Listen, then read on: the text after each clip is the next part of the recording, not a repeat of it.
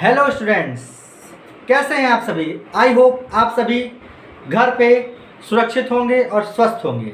मैं रोहित दीक्षित आज आप सभी के सामने class 12th business studies subject का chapter number 2 principle of management प्रबंध के सिद्धांत को लेके आप सभी के सामने प्रस्तुत हूँ। तो चलिए डिस्कस करते हैं और सीखते हैं कि प्रिंसिपल ऑफ मैनेजमेंट क्या होता है। जैसा कि आप सभी जानते हैं, प्रिंसिपल्स का मतलब होता है सिद्धांत। सिद्धांत मतलब कुछ नियम जिनके आधार पे हम कोई भी कार्य संपन्न करते हैं। यहाँ पे कहा जा रहा है प्रिंसिपल ऑफ मैनेजमेंट। मैनेजमेंट में प्रबंध, किसका प्रिंसिपल? मैनेजमेंट का प्रिंसिपल। मैनेजमेंट के प्रिंसिपल किसी भी मैनेजमेंट और किसी भी बड़ी ऑर्गेनाइजेशन में उस मैनेजमेंट के लिए बहुत ही ज़रूरी होता है, उसके डिसीजन लेने के लिए और उसके वर्क करने के लिए। तो चलिए सबसे पहले समझते हैं कि ये प्रिंसिपल होता क्या है। जैसा कि आप सभी एक स्टेटमेंट सामने देख रहे होंगे कि the statement of fundamental truth which act as guidelines for taking managerial action and decision. Means fundamental जो आपका प्रिंसिपल है वो क्या है? एक स्टेटमेंट है। कैसा स्टेटमेंट?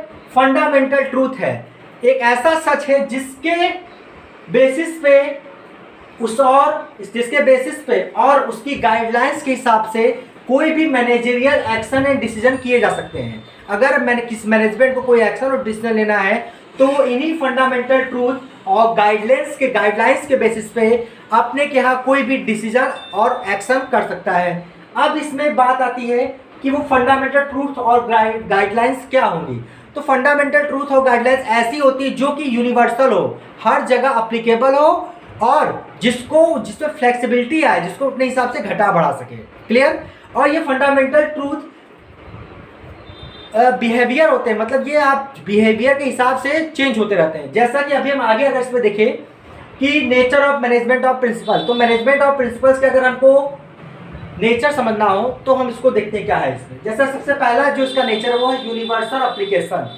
यूनिवर्सल एप्लीकेशंस का मतलब, यूनिवर्सल मतलब पूरा ब्रह्मांड, एप्लीकेशन मतलब अप्लाई करना। यूनिवर्सल एप्लीकेशन का मीन्स होता है जो नेचर ऑफ ये प्रिंसिपल ऑफ मैनेजमेंट है ये पूरे यूनिवर्स में कहीं भी जब किसी भी ऑर्गेनाइजेशन में एप्लीकेबल हो सकते हैं, भले वो प्रॉफिटेबल हो ऑर्गेनाइजेशन या नॉन प्रॉफिटेबल हो, एनजीओ हो या गवर्नमेंट हो या आपका कोई भी फंक्शन हो, कोई भी आपका काम हो, उसमें प्रिंसिपल ऑफ मैनेजमेंट एप्लीकेबल होगा। अगर आपको पढ़ाई करना है, उसका शेड्यूल बनाएंगे तो वहाँ भी आपका प्रिंसिपल ऑफ मैनेजमेंट अप्लाई हो जाएगा। किसी हॉस्पिटल में जाएंगे तो वहाँ भी होगा, और एक अगर आप किसी स्टोर में जाएंगे तो वहाँ भी प्रिंसिपल ऑफ मैनेजमेंट अप्लाई होगा।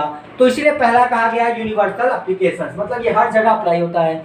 दूसरा जो नेचर है वो है आपका जनरल गाइडलाइंस। जो आपका प्रिंसिपल ऑफ मैनेजमेंट होता है ये आपका नॉर्मली जनरल गाइडलाइंस बताता है कि किसी भी काम को कैसे, किस तरीके से, कब और क्यों किया जाना चाहिए। इसी को कहा जाता है गाइडलाइंस। ये बताता है मैनेजमेंट को कि आप कोई भी फंक्शंस, कोई भी कार्य कैसे करेंगे। ओके। थर्ड जो नेचर है वो है फ्लेक्सिबिलिटी। मैंने भी बताया था फ्लेक्सिबिलिटी का मीन्स होता है इसको मैनेजमेंट अपने ऑर्गेनाइजेशनल साइज और स्ट्रक्चर के हिसाब से कम अधिक कर सकता है, मतलब उसको अपने यूज के हिसाब से एडजस्ट कर सकता है किसी भी प्रिंसिपल ऑफ मैनेजमेंट को। जरूरी नहीं है कि जितने प्रिंसिपल ऑफ मैनेजमेंट हो वो हर जगह अप्लीकेबल हो। अगर ऑर्गेनाइजेशन छोटी है तो वहाँ पे मैनेजमेंट और प्रिंसिपल कम अप्लाई होंगे। ठीक, तो इसीलिए कहा जाता है फ्लेक्सिबिलिटी मतलब होता है जिसको अपने हिसाब से हम फ्लेक्सिबल कर सके, चेंज कर सके, आगे पीछे या ऊपर नीचे बदल सके। क्लियर? फोर्थ पॉइंट है students behavioural in nature. Behavioural in nature का मतलब होता है कि ये बिहेवियर होता है कि जैसे आप व्यवहार में ला सकते हैं इसको हम अपने जो आपका मैनेजमेंट का जो फंक्शन होता है वो फंक्शन जैसा भी हो, मैनेजमेंट जैसा काम कर रहे हैं उसको अपने बिहेव में अगर लाना चाहे तो जो प्रिंसिपल्स ऑफ मैनेजमेंट होगी ये उनको बहुत हेल्पफुल होंगे। क्यों? क्योंकि इनमें जो एक नेचर होता है वो बिहेवियर होता है, ये बिहेवियर में आ जाते हैं आपके। क्लियर? फिफ्थ पॉइंट इसका है based on cause and effect relation. अब ये मैनेजमेंट जो होता है ये ऐसा ही नहीं हो जाता है, ये किसी कारण का परिणाम होता है। अगर आप कोई चीज कर रहे हो, कोई कॉजेस है और उसका इफेक्ट होगा तो ये कॉज और इफेक्ट के बीच जो रिलेशनशिप बताता है यही आपका क्या है, जो रिलेशन बेस्ड होता है यही आपका प्रिंसिपल होता है। मतलब किसी भी कोई भी मैनेजमेंट का प्रिंसिपल जो होगा वो कॉज और इफेक्ट के रिलेशनशिप पे ही क्या होगा, बेस्ड होगा। बिना इन दोनों के कोई भी प्रिंसिपल ऑफ मैनेजमेंट बन ही नहीं सकता है।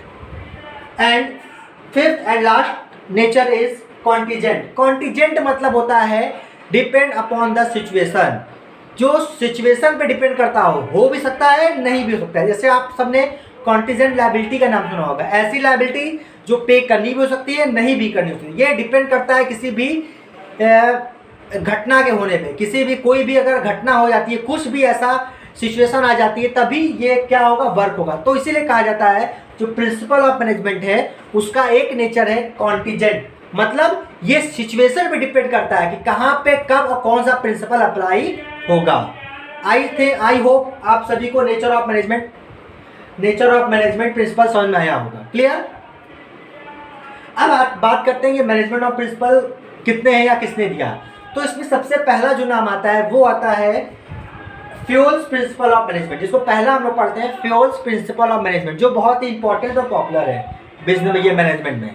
इसमें आपका है हेनरी फ्यूल ने ही ये प्रिंसिपल ऑफ मैनेजमेंट डेवलप किया था, इसलिए इसका नाम पड़ गया फ्यूल्स प्रिंसिपल ऑफ मैनेजमेंट। ये जो हेनरी फ्यूल है ये एक माइनिंग इंजीनियर है, माइनिंग इंजीनियर की इन्होंने पढ़ाई की है, और माइनिंग इंजीनियर की पढ़ाई की है। इनका जो जन्म है वो फ्रांस में हुआ था 1841 में, और इन्होंने टोटल 14 प्रिंसिपल ऑफ मैनेजमेंट, 14 प्रबंध के सिद्धांत विकसित किए, डेवलप किए। 14 प्रिंसिपल ऑफ मैनेजमेंट इन्होंने बताया, ठीक। और इनको कहा जाता है father of management studies and thought. क्या कहा जाता है इनको? Father of management studies and thought. अब बात आती है कि इन्होंने ऐसा क्यों किया, इनके सामने क्या सिचुएशन आई कि इनको ये अपना प्रिंसिपल ऑफ मैनेजमेंट डेवलप करना पड़ गया। तो ये फ्यूल जो थे, ये जैसे आप सभी को पता है, ये कोल इंजीनियर थे, माइनिंग इंजीनियर। तो एक कोल कंपनी में माइनिंग इंजीनियर थे। वहाँ पे क्या हुआ, एक बार बहुत बड़ी त्रास, वो कंपनी जिस कंपनी में जॉब करते थे इंजीनियर, तो वहाँ वो कंपनी इंस्टॉलमेंट हो गई। अब इंस्टॉलमेंट हो गई तो इन्होंने अपने कुछ अनुभव और अपनी थिंकिंग के, अपने एक्सपीरियंस और थिंकिंग के हिसाब से कुछ चीज़ें बताई वहाँ के लोगों को, और कुछ फंक्शंस वहाँ पे डन किए अपने हिसाब से, जिससे कि वो जो कंपनी थी वो इंस्टॉलमेंट का जो एरिया है उससे बाहर आई, और वो कंपनी फिर से क्या आई, प्रॉपर रूप में स्टेबल हुई और अपना प्रोग्रेस करने लगी। तो जब उन्होंने जो चीज़ उस कंपनी में अप्लीकेबल की, जब वो कंपनी बहुत ही मतलब डाउन हो रही थी, इंसॉल्वेंट हो रही थी, तो उन्हें अपने इस एक्सपीरियंस को, अपने वर्किंग को इन्होंने कुछ पॉइंट्स में बताए, और वही पॉइंट्स आगे चल के प्रिंसिपल ऑफ मैनेजमेंट बन गए, जिनकी संख्या आपकी टोटल 14 है, जो कि आपके बिजनेस स्टडीज़ में मैनेजमेंट टॉपिक बहुत इंपॉर्टेंट है। तो ये 14 प्रिंसिपल ऑफ मैनेजमेंट कौन कौन से हैं हेनरी फ्यूल के, इसको हम लोग अपने नेक्स्ट वीडियो में डिस्कस करेंगे, और आगे भी चीज़ों को इसमें पढ़ेंगे। आई होप आप सभी को ये वीडियो पसंद आया होगा, तो इसको लाइक और अपने फ्रेंड्स लोग के साथ शेयर करना बिल्कुल ना भूलें। Thank you students.